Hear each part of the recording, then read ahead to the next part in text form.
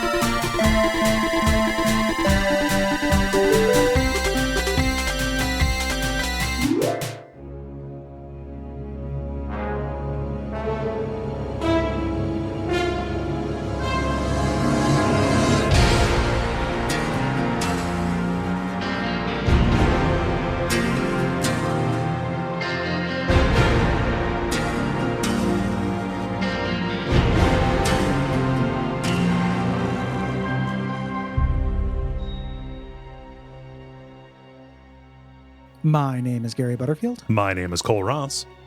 And you're listening to Watch Out for Fireballs. It is a Games Club podcast. And this week we are talking about StarCraft 2, Wings of Liberty, which is a real-time strategy game developed and published by Blizzard for the PC in 2010. A surprising spinoff of the sitcom Wings. Huh? Okay. The Wings is in the Lola title. is free. There we go. Okay, cool. Yeah. Say one other thing about Wings. I just watched Wings and I can't. Okay. All right. Tony Shalhoub. It's horrible. This is our premium episode for the month. Mm-hmm.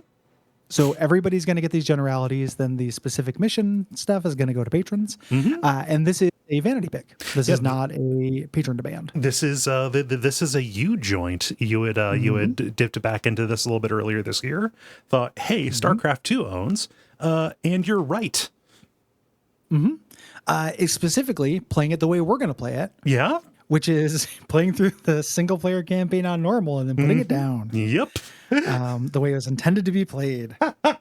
And nobody else has ever played it anywhere. Oh, wait, I'm sorry. I'm getting something in here on my earpiece. Yeah. Contributing. Oh, wait, there's a Korea? Shit. This is the capstone for playing it wrong month. With a K, huh? Yeah, this is playing it wrong month. And I imagine that we're not the only people who have enjoyed the campaign of StarCraft 2. The story is general Blizzard kind of stuff, they just they know how to do one kind of thing. It kind of sucks. Yeah. But the gameplay is real fun. Yeah, like this is a cornucopia of really cool mission ideas. Like, is it gimmicky? Yeah. Do I care? No, gimmicks are cool. I like treats. I love getting a new toy, like a new toy every mission. The magic of StarCraft 2. In this game, you play as Marshal Jim Raynor and his Terran rebel forces, rebel in multiple ways, in a renewed war against the oppressive Dominion, which are also Terrans. Yes. And the inhuman forces of the Zerg, led by the Queen of Blades, Kerrigan, his ex-lover. Yes. Awkward. A little bit of tension at the Christmas party. Yeah. Are we going to talk about the fact that my ex-girlfriend became the Queen of Blades? Cool. Yeah. Yeah. No, she was a human, and then she was left for dead by an evil turncoat general. She became infested. Then she became over the course of the main game and the expansion for the first game, became the ruler of the Zerg and killed about 8 billion people, which is what we call a whoopsie doodle. Yeah. Marshall E-boy and his podcaster girlfriend killed many people. Oh gosh, this takes place about 4 years after the events of the original game and the Brood War that kind of set up this new status quo with the Dominion representing the human forces, the homeworld of the Protoss being kind of destroyed by the Zerg, the Protoss being kind of the third race that is here, and the Zerg mysteriously retreating to the world of Char. Let's explain these three races. Yes. Just because we're going to be playing as the Terrans in this, we're going to talk about how this game was released later. But all three are important. Yeah. To this, Terran are like a normal RTS race, similar to the humans in Warcraft 3. Yes. What have you. Yeah. The big innovation of StarCraft is their balance between three different, really, really different races that play and have an entirely different flavor. Yes. The primary antagonists of this game are the Zerg, who are kind of xenomorphs. Like the main Zerg is just a legally distinct xenomorph, but then they're real weirder than a xenomorph. Yeah, they're gas filled. They're kind of like the undead in Warcraft 3, in that they corrupt the land. Like they spread this biological matter called the creep. Like all of their buildings are like grown out of these Zerg maggots or what have you. And like the individual units, like their supply unit is the overlord, the overseer, something like that. The overmind. Yeah. Overseer. Yeah. Which is the weird little gas bag. And everything is, real biological, as it goes, and everything is relatively cheap. So it is meant to kind of be like a shock force. Kind of thing. You're meant to overwhelm your enemy with numbers, especially quickly, is how that's supposed to go. Yeah, the evil bugs. And then the Protoss are the worst thing that Blizzard's ever done in terms of story. Yeah, I like playing them. I hate them, but they are fun to play as. They're kind of like robot wizards. Yes. Yeah, with weird face tentacle things. They're like, there's a concept that shows up in StarCraft single player, but is really big to StarCraft multiplayer, which is macro and micro. Macro being you managing your base and your build order and stuff, and then micro being managing individual units in a battle. Protoss units tend to have more micro, like they have more special abilities. Yeah. Than a lot of things. They're harder to use. Yes. They're expensive and more specialized, but really good if you know how to use them. Yeah. And we will be playing as a little bit as the Protoss in this game, but not nearly as much as Legacy of the Void, which I'm sure we'll do someday. Like I imagine us doing all these StarCrafts at some point. Yeah, there are concepts to the story of the Protoss that are cool. Like the idea that an actual Protoss is this biological humanoid kind of guy. They're heavily augmented. They've kind of mastered this warp technology, and a lot of their like higher level units are these same Protoss people, like after death being repurposed either in spirit or in body.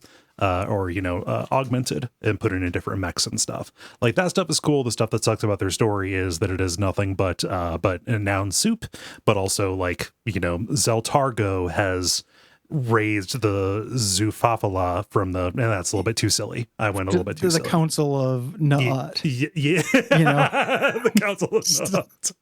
Like you have to build your Council of Nut building. Yeah. In order to create dark chevaliers. That if they have enough mana points can do damage over time to Terran units, but Zerg buildings. It's the worst kind of. Everything that you said that is cool about them just turns into static for me. I cannot hear the Protoss. Protoss stuff is it is the worst techno babble to me, or like religio babble. Well, I mean, it's kind of both, because like it's all about this mysticism and stuff. It's real bad. They're religious zealots, and like you end up dealing with lots of factions. Like you're going to fight the Protoss, even though Raynor is technically allied with them. Like they worked together in the past, but like the Protoss you're going to fight are these, this renegade sect. Tal'Darim. I think it's a vaguely like Middle Eastern kind of Arabian Nights sound to it for no real good reason other than that. Yeah. Blizzard writes that way. Right. It's just, it's a, here's a word you've never heard of, an apostrophe, and then another word. And there's the entire basis of the, fucking Blizzard, man. Yeah. But in terms of playing them, that's the important part. Yes. This is kind of a wireframe game. The plot moves things along at a pace that is pleasing for you to play with the new toys. Yeah. Mostly through real-time strategy missions. Yep. You command from a top-down perspective, similar to Warcraft 3, which we've covered quite a while back, actually. But we don't do a lot of RTSs on the show. So it's worth kind of recapping the basic flow of these. Yeah. Most missions, not all, but most are going to have you building a base around a command center. Kind of your starting, you will generally start with your command center and some workers. Sometimes they will start you with a couple of other buildings, just depending on how quickly they want you to get to the meat of things. But In this game, they do it a lot more than the first game. yes, I replayed StarCraft 1 just for fun over the summer. Mm-hmm. And you're always building from scratch. Mm-hmm. Here, they actually give you the base units or base buildings most missions. Yes. Yeah. It's a huge kindness. Mm-hmm. You have workers. These are SCVs. These are these are kind of shit kicker kind of guys. Real working class, salt of the earth. In these mech suits. Who are real surly when you direct them to work. Big job, huh? Yeah, they're teamsters. Yeah, they're teamsters. But they do your resource gathering, your building, and repairs. These guys. Yeah. So you want to have plenty of them, but not so many they become an overhead drag. And you're managing two different types of currencies, so minerals and Vespine gas. Which, minerals come in these little crystals on the earth. Basic currency. Vespine gas comes from refineries that you build on top of gas geysers. And this tends to be, the more complicated the unit, the more Vespine gas it'll take. Yep. And then you're managing this under a build count through supply depots, which you can make. You can get a maximum of 200. That's not 200 people. Different units take different amounts of supply. Yeah. So a simple unit might take one, whereas like a tank or a battleship might take like 8 people to run. Yes. And that ends up being a balance kind of deal because, you don't want to have 200 battle cruisers running around unless it's the specific kind of multiplayer that my group ended up playing. Yeah, it's pretty fun. Too. One of the great, we'll talk about it. I think one of the huge advantages of this game is it's easy. Yeah. Which allows you to do dumb, cool shit like that. If this game were more rigorous, and it can become more rigorous, the difficulty options in this are actually really interesting. Yeah. But normal is a real sweet spot for like making whatever sounds cool. Yep. And then just throwing it at the enemy and seeing what gets past it. Yeah. The death ball is the name of that strategy, and I stan it. Yeah, yeah. I will attempt something a little bit more sophisticated before all of my like individually kind of curated units get thinned down, and then it becomes just a big death ball. Then they consolidate. Like you do the double death ball. You ever do the pincer death ball? Oh yeah. Absolutely. For just completely overwhelm. Well, it's hard to overwhelm the AI. The AI does weird stuff, but yeah, there are other strategies I use and stuff as well. I'm being reductive, but just in terms of creating a bunch of battle cruisers. Yeah. Feels real good. Your SCVs can build roughly 3 kinds of buildings. You have production buildings that will build and train your army units.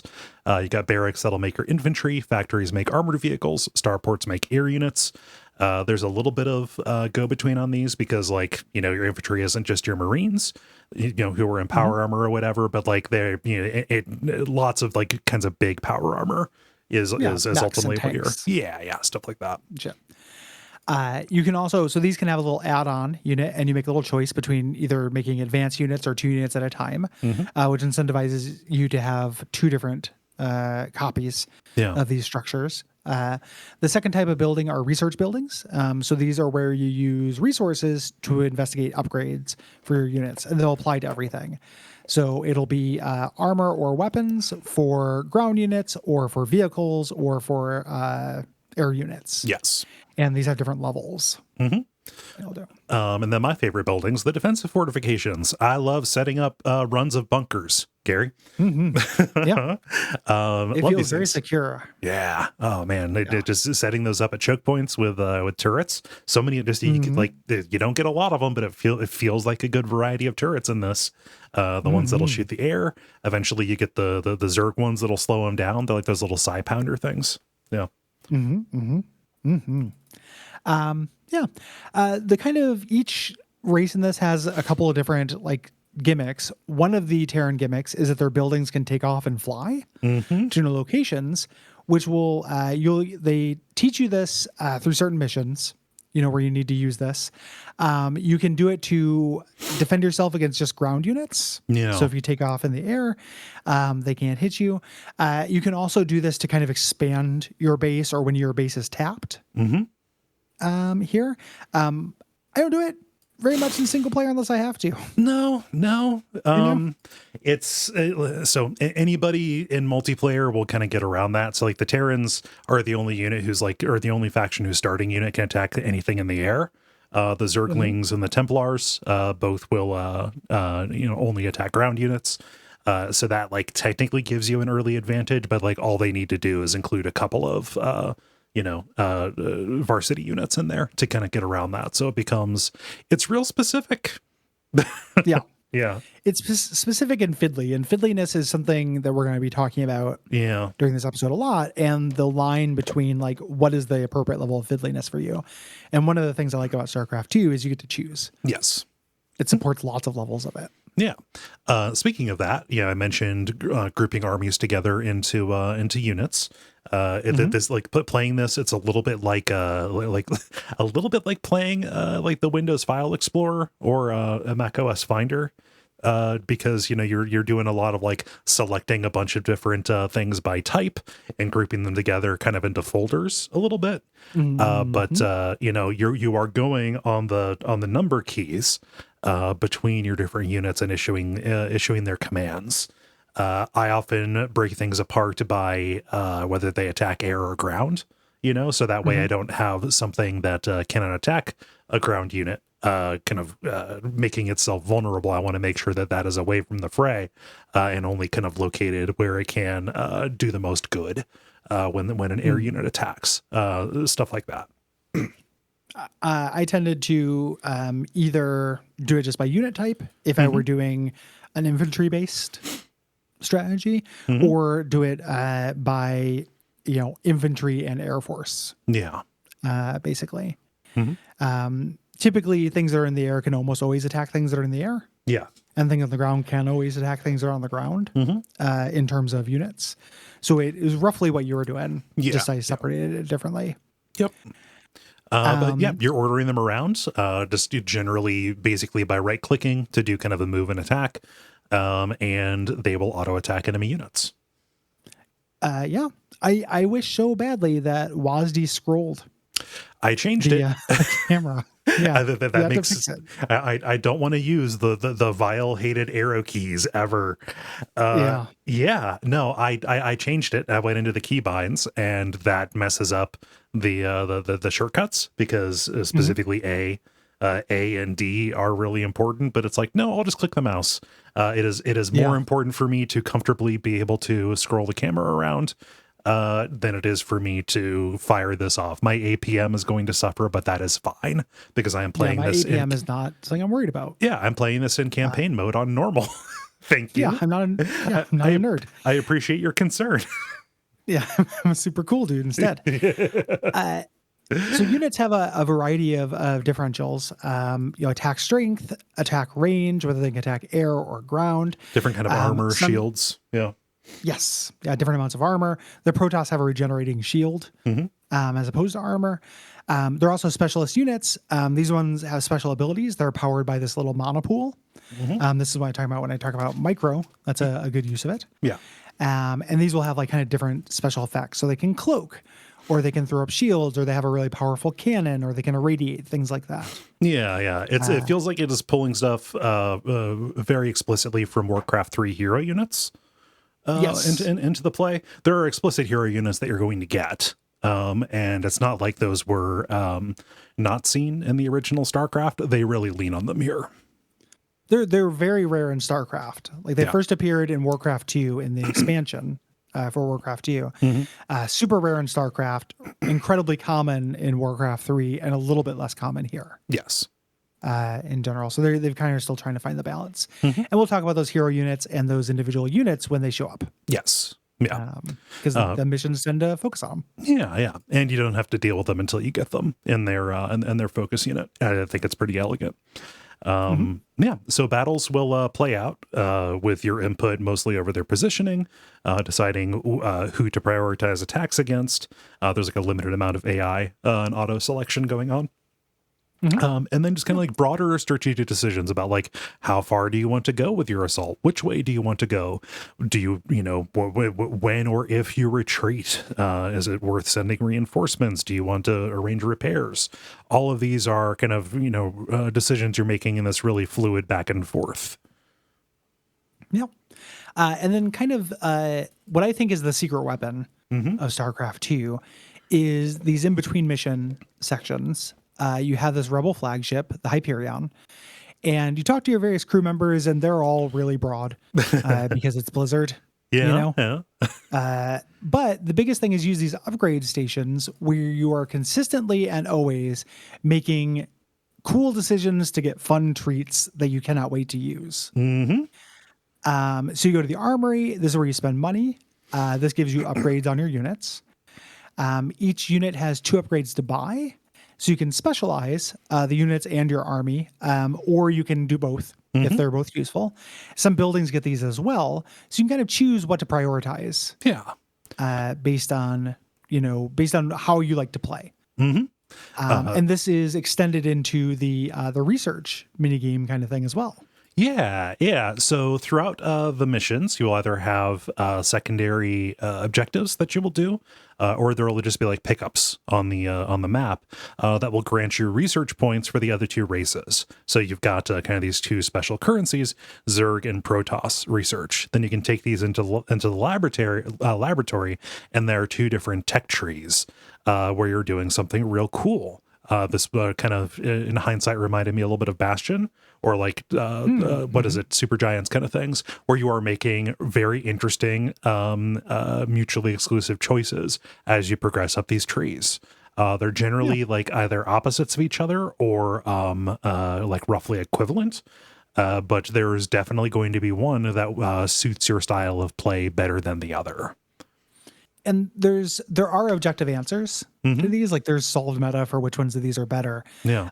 But it's also there's a lot of disagreement as well. Yeah.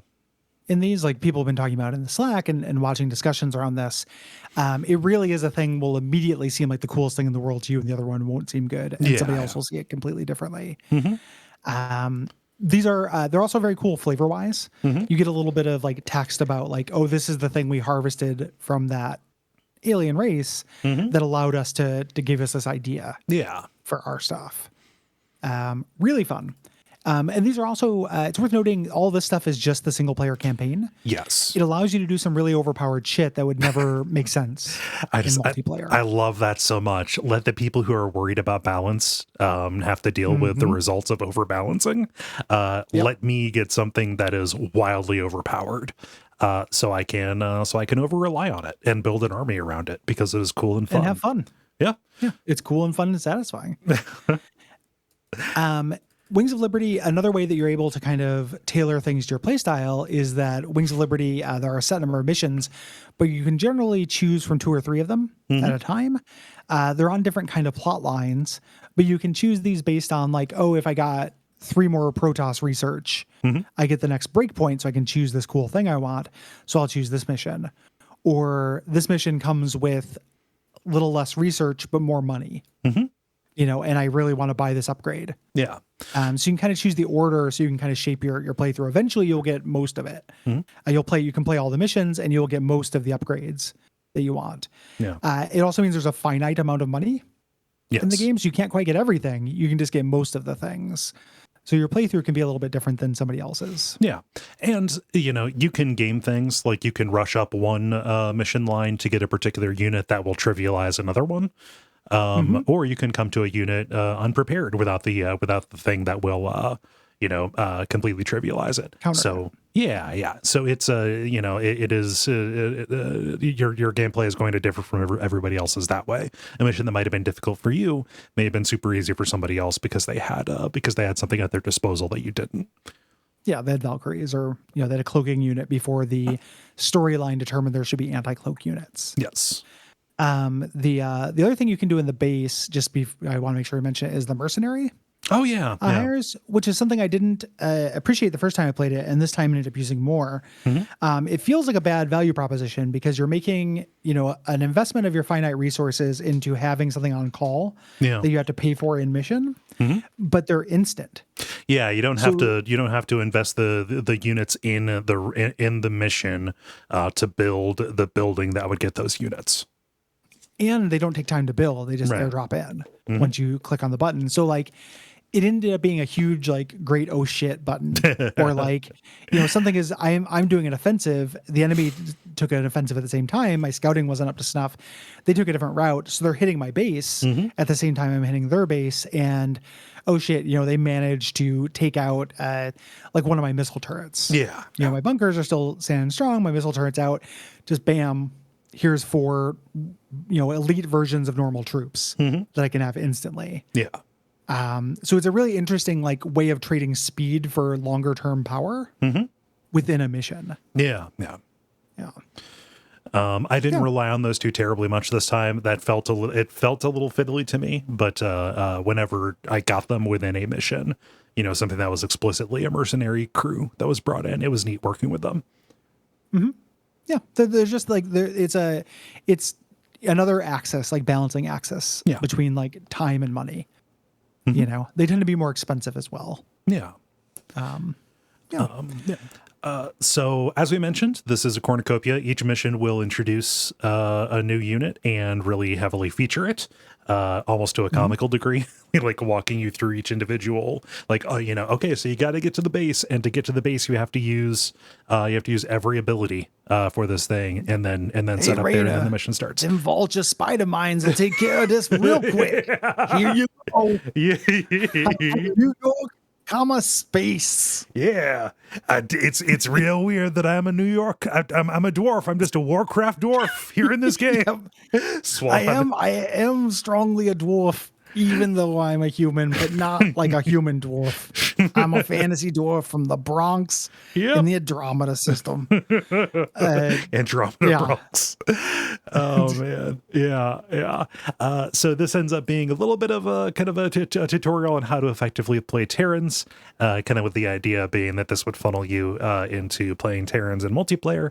Although, like we said, a good deal of these units, and especially their abilities, are single player only, again for balance reasons. Yeah. The missions here, unlike StarCraft 1, tend not to be just kill everybody on the screen. Yeah, or survive for this amount of time. Yeah. Yeah, that happens, but it's rare. Usually you have a gimmick that is go do something specific with a complication. Yeah. These are really cool. Endlessly imaginative. One of them that a lot of people know about is there's a level where lava floods the lowlands, and that's where all the resources are. Right. So while accomplishing these goals and holding off the Zerg, you have to send your SCVs out into a really dangerous area and then bring them back on a timer. Basically, pretty neat. Yeah. That is something that the computer, when they show the little sizzle reel of it, actually moves the command center down there. Yeah. Which I never did. Yeah. I just had long supply lines, which had its own complications. Yeah. And that is the magic of StarCraft 2. Yeah. And you can offset that by just having more workers as well to kind of offset and make up for the extra time in transit. Trade-offs, baby. Games are good. Games with trade-offs are good. Making interesting decisions is the most fun thing you can do in a video game. Yeah. Is make a decision where I want both these things, but I only get one. Yeah. There's a quest line in here where you play as the Protoss, heavily featured in the story. There's nothing on single player that has you playing as the Zerg, which makes them a little bit weird to fight against, especially because I have no idea what these units, enemy units do, or what their names are even. Yeah, you can through some sorcery you can get a Zerg. Oh, yeah, you can. There's a thing that allows you to take mind control a Zerg, and if you mind control one of their base units, you can build your own factory and stuff. It's fiddly and dumb. Yeah. And the Protoss mission, you're very rarely doing RTS stuff during those. It's mostly a hero unit. Yeah. Kind of bland action RPG with a lot of overwrought narration. Yes. Yeah. I'll be honest here. This is a PC game. One of the big advantages of that is you play however you want. I cheated my way through these Protoss hero unit missions. Yeah. I was like, this shit sucks. I'm just going to make my guy invincible. Yeah. I can just yeah. get through this as quick as I possibly can. Yep. Well, when you're building a base, it's fun. Yeah. Like I want to build a base. I don't like moving this little Protoss guy around and learning about his religion. Yeah. I also in StarCraft 1 didn't like the stealth missions where you're going around inside of a base As a ghost. Yeah. No, I didn't care for that. I think I'm done learning about religions. Full up. I think I'm old enough now. Full up on gods. Yeah. I don't care about them anymore. Yeah. I don't want to know, and it's not a specific disrespect to anything that anyone in real life believes. Right. It's more of a general disinterest. Yeah. In that it always sounds like somebody describing their dreams. A little bit. Like it's so boring. Just you're full up. You got Lovecraft stuff. You got you got the Forgotten Realms gods. You got the Greyhawk gods, and you're good. Yeah. And then Norse pantheon, Greek pantheon, right. General Christian American upbringing. Yeah, that everybody kind of has in the water. World historical and cultural things. Yeah. I'm good. Yeah. I don't have room for the Protoss gods. Zelnaga can lick my bridge. I'm done with them. I'm not buying. Nope. Sorry. No sell. more precursor gods. Yeah. I mean, and that is pretty much Blizzard's one move is the precursor gods. They love it, dude. They can't stay away from it. Yeah. I'm surprised it didn't show up as a bigger part of the movie. Yeah.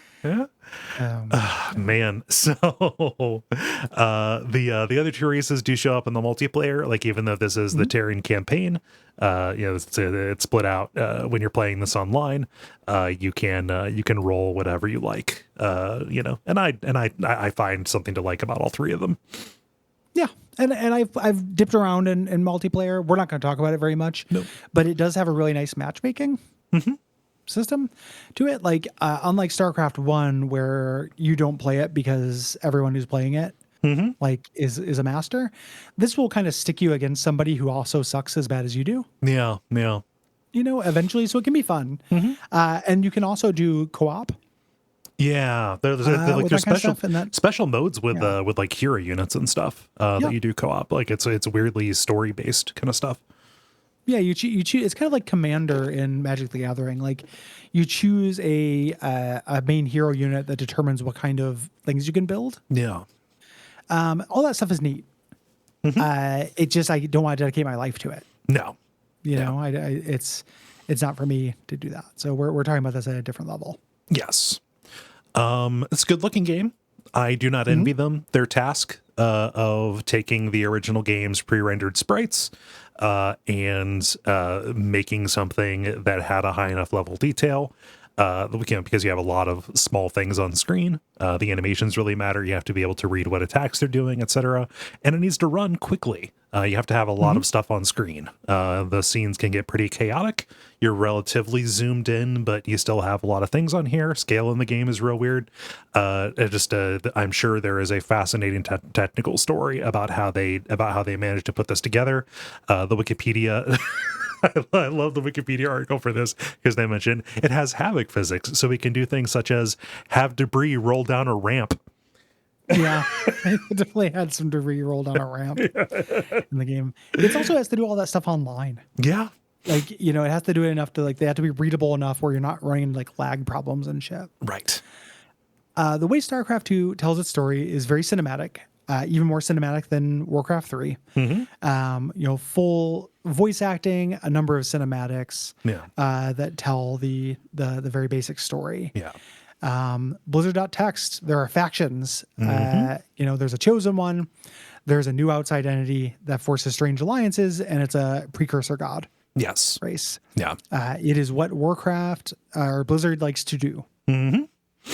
I never played the Lost Vikings long enough to get to the precursor gods. Yeah, but I'm sure that eventually it's kind of their one trick, which is a little bit disappointing because with these production values and with this gameplay, it'd be neat to have something a little bit more interesting. But you can cross your eyes, you can unfocus, and just kind of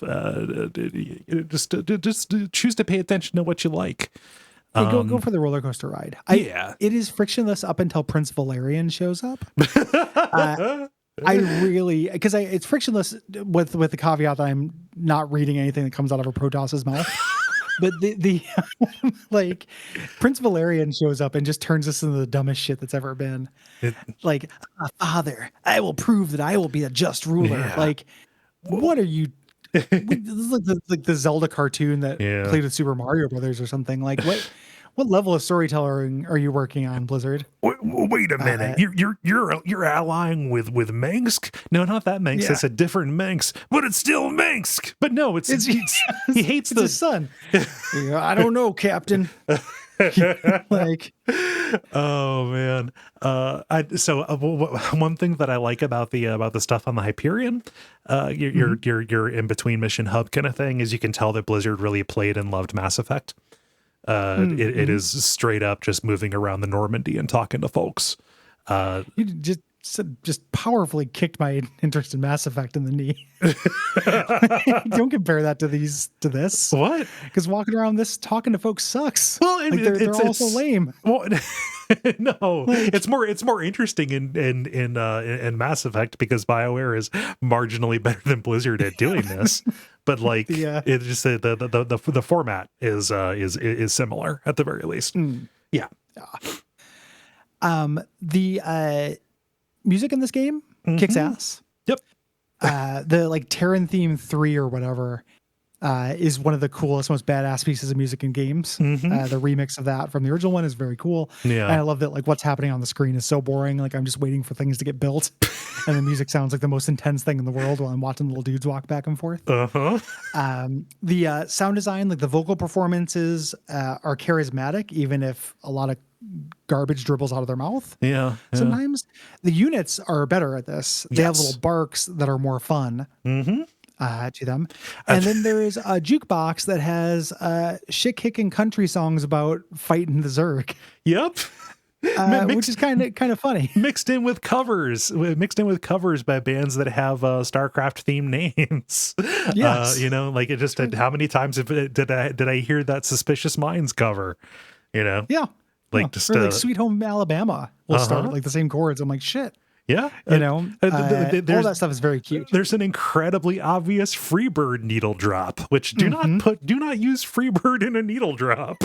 It is with the level of obviousness that the storytelling is taking here. They could do nothing else. It was that or Stairway. Like it's like okay. Oh, we have a motorcycle or the vulture or whatever. Here it comes. Expecting Sister Christian, like whenever Kerrigan showed up. Like, oh god. We didn't really mention this, but the you do play as space as if the South won the Civil War, kind of. Yeah. Without the slavery, but it's real based on like Allman Brothers Band. Space. Yeah. And like there are like particular reasons in the story, but like it was heavier in StarCraft 1, I think, kind of back when Confederate, but before there was a wider reckoning about how unacceptable Confederate imagery was, Yes. The idea that, like the actual like faction that you're fighting against, that you're rebelling against is called the Terran Confederacy. There were actual like rebel battle flags present there. That is a little bit sanded off here. They're really trying to get away from that, which I think is good. But everything is real Southern and Western kind of themed, kind of leaning more in the direction of like a Firefly kind of deal. It's real good old boys in space, but without the political stuff. It's like, what if the guys who called you gay in high school somehow managed to make it to space? Before you did? God damn it. What the fuck? Like, and then a Protoss like comes out of your closet and is like, Entaro Tassadar Gary. No! If you sucked a nut, we can send you into the outer reaches. we must uncover the rod of Da'ease. Da'ease? Da'ease from Da'ut. Yeah. The Chronicles of Ligma. And how they Oh. Oh man, but yeah, that kind of southern and western style takes over everything until it doesn't.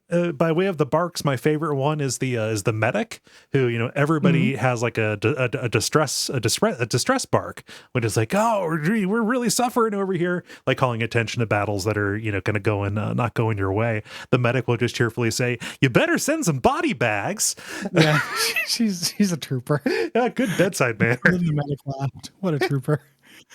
The a lot of these are straight up from StarCraft 1 2, so there's tons of nostalgia appeal. Yeah.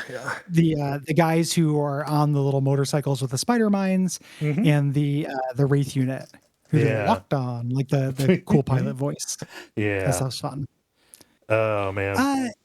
It's about time to acknowledge the elephant in the room, which is that Blizzard and Activision suck absolute donkey ligma. Like, these guys fucking suck. Yeah, horrible companies. Just business monsters. Just the management of that company. Ghastly details coming to light. Not just in like production, business bean counter kind of guys, but like down to like directors and horrible stuff. Sexism. Yeah, shit. Like, just really god awful stuff. It would be. It would be dishonest for me to say that wasn't on my mind when I was playing this, but these games are made by very large teams who worked very hard and had very good ideas. So it's just one of those things that you need to balance when you're thinking about it.